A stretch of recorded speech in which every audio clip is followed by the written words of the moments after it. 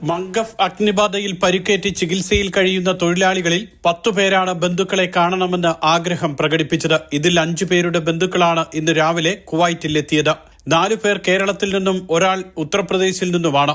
ഇവർക്കുള്ള സന്ദർശക വിസ, കുവൈറ്റിലേക്കും തിരിച്ചുമുള്ള വിമാന ടിക്കറ്റ്, ഭക്ഷണ താമസ സൗകര്യം, യാത്ര ചെയ്യാനുള്ള വാഹനം തുടങ്ങിയവയെല്ലാം കമ്പനി ഒരുക്കിയിരുന്നു. ആശുപത്രിയിൽ ചികിത്സയിൽ കഴിയുന്നവരെ ബന്ധുക്കൾ നേരിട്ടെത്തി സമാധാനിപ്പിച്ചു. തീവ്രപരിചരണ വിഭാഗത്തിൽ ചികിത്സയിൽ കഴിയുന്ന 3 ജീവനക്കാരടക്കം 7 പേരാണ് നിലവിൽ ആശുപത്രികളിലുള്ളത്. ബന്ധുക്കളെ കാണണമെന്ന ആഗ്രഹം പ്രകടിപ്പിച്ച 4 പേരുടെ ബന്ധുക്കൾ കൂടി ബുധനാഴ്ചയോടെ കുവൈറ്റിലെത്തും.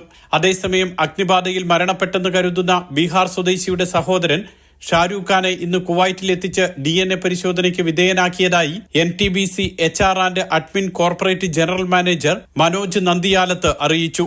പരിശോധനാ ഫലം ലഭിച്ച ശേഷമാകും മോർച്ചറിയിൽ സൂക്ഷിച്ചിരിക്കുന്ന മൃതദേഹം ബീഹാർ സ്വദേശിയുടേത് തന്നെയാണോ എന്ന് സ്ഥിരീകരിക്കുക. Mathrubhumi news, Kuwait city.